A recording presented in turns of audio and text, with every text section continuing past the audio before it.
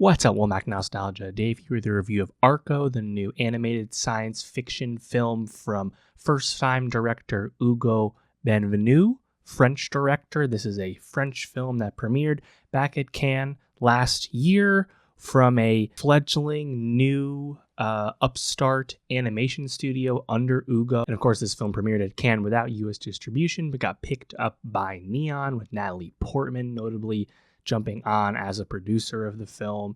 It has since received an English dub, which is now being released here in the States after previously getting a release in France last fall. And of course, Arco has been notable because really for the entirety of award season, it has been pegged as a film to be nominated for the Oscar for Best Animated Feature Film, and that did in fact come to pass. And that's despite the fact that the film actually hadn't gotten a full release until just the past few weeks. And Arco has also been compared to last year's Oscar Animated Feature winner, Flow, due to both these films having a similar path to the screen, and of course existing both as international films and of course outside of, the big animation studios. I really enjoyed Arco. I think this film is quite impressive from a first-time director and a first-time group of animators putting themselves out there for the first time. The animation is really beautiful. The science fiction setting of a young girl encountering a young boy from the future who's able to travel back in time due to this magical rainbow suit really, I think, lends itself to a charming story. There's a lot of very intelligent world building throughout the film of Arco, particularly in the first half, that just colors in a lot of this world. And even if the plot in this film is ultimately what holds the film back from being truly exceptional, I really appreciated how the film went about its story. I also had a lot of time for the comic relief aspect of the film, this trio of brothers who is seeking to confirm the existence of these time travelers from the future. With the English voice dub, those characters are voiced by Will Ferrell, Flea, and Andy Samberg, and I thought their line deliveries were exceptional. I think Arco's certainly going to stand the test of time and develop more of like a cult status with animated film fans over the years once more people see this movie, and I'm particularly excited about the future of director Hugo Benvenu and his nascent team of animators, because now they're going to get a lot more budget and investment to continue to do cool things, and I think that's great. And, as this film was going, I think it was a classic instance of they had us in the first half, because through this first half of this movie, I was like, should this win the Oscar? Is this better than K-pop Demon Hunters? Like, is this the one this year? Like, I was really charmed by this movie as it was going.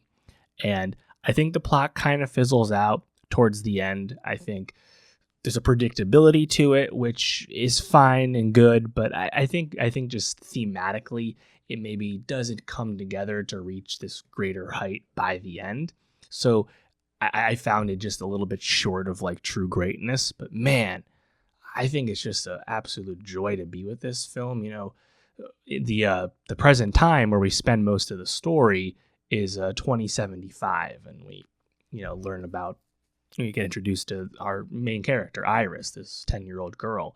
And as I said, there's a lot of, I think, really subtle bits of world building and learning how this, near future Earth is similar to what we know, but there are futuristic things going on, right? Hologram video calls, live-in robots that, tend to all the housekeeping, a lot of other roles in society like teachers and police officers occupied by robots, right? There's also a pending sense of environmental catastrophe as the Earth is getting used up, something very relatable to today's world. I think all that stuff is great.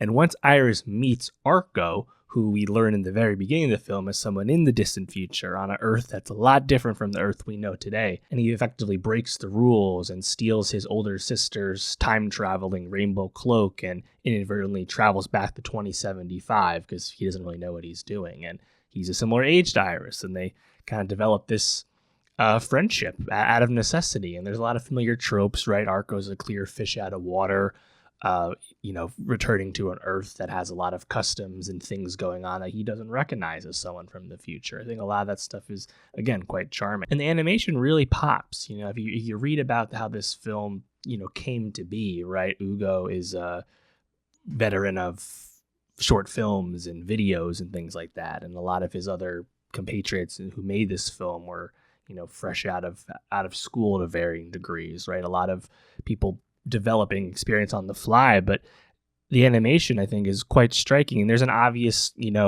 hand-drawn comparison to stuff like Studio Ghibli, and I think that comparison is very easy to make because of how this film goes about its storytelling, goes about its world building. There's just a painterly style to things that's very reminiscent of a lot of Ghibli work. It's hard not to see Ghibli as an influence in a lot of animated films that have this visual palette. But Arco did have an interesting path to the screen, as it was initially storyboarded first, and pitched to investors and getting that kind of investment and stuff. And definitely a cool story in that regard. But I really enjoyed the animation. I think it really fit very nicely with the setting, with the vision for that story, right?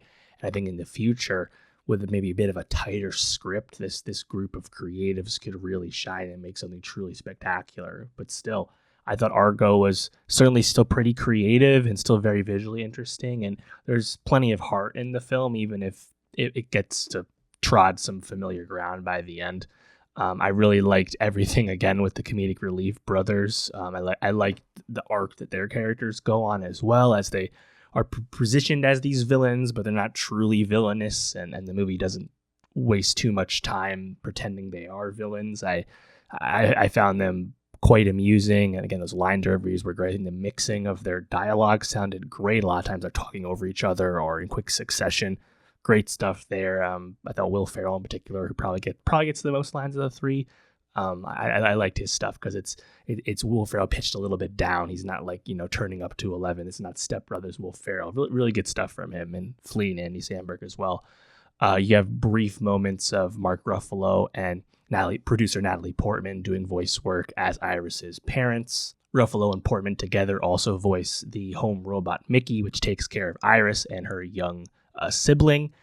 I think the stuff with Mickey actually kind of reminiscent of like Plotting in the Wild Robot from last year.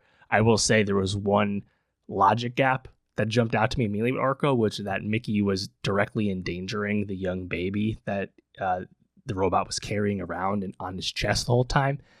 Taking the baby directly into the inferno of the fire, the forest on fire, I thought was quite questionable for a logic-based machine such as a robot. But nonetheless, yeah, I quite enjoyed the movie. I think this is a film that, won't do a big box office by any means, but has already been seen, in France and whatnot. I think over time, though, as people find this movie, I think this will quite charm a bunch of people. And again, I'm really just excited about the future of Ugo and this creative team, just because I think there's clearly a lot of promise here. Let me know, though, what you think of Arco? What jumped out to you? What did you like most about it? Are you rooting for it at the Oscars? Let me know. And for more movie reviews, subscribe, and I'll see you next time.